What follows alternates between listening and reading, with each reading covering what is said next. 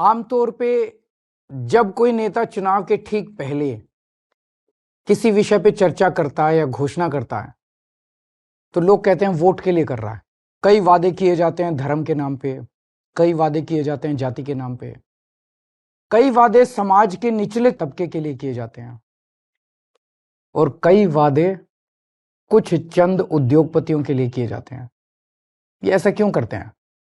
क्योंकि बाकी पार्टियों ने धर्म और जाति के नाम पे अपने वोट बैंक बना रखे हैं और बड़े बड़े उद्योगपतियों को खुश करना होता है क्योंकि उनसे चंदा लेना होता है। तो ये एक तरह से बड़े उद्योगपति उनके नोट बैंक हैं और बाकी लोग उनके वोट बैंक हैं।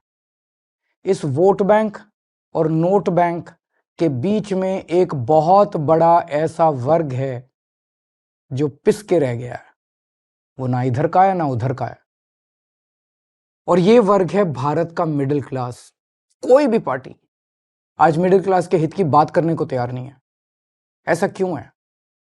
आजाद भारत के 75 वर्ष में एक के बाद दूसरी पार्टी आई, एक सरकार के बाद दूसरी सरकार आई और इन सब लोगों ने मिडिल क्लास को दबा के, डरा के, निचोड़ के रखा हुआ है। मिडिल क्लास और सरकार का एक बड़ा अजीब रिश्ता है।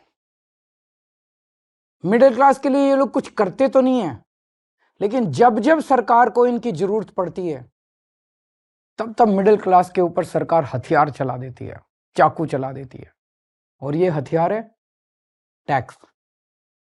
लाखों करोड़ों की संख्या में मिडिल क्लास टैक्स भर भर के देता है देश चलाने के लिए, लेकिन बदले में मिडिल क्लास को क्या मिलता है? कुछ नहीं। भारत का मिडिल क्लास सरकार का सिर्फ और सिर्फ एक एटीएम बन के रह गया है।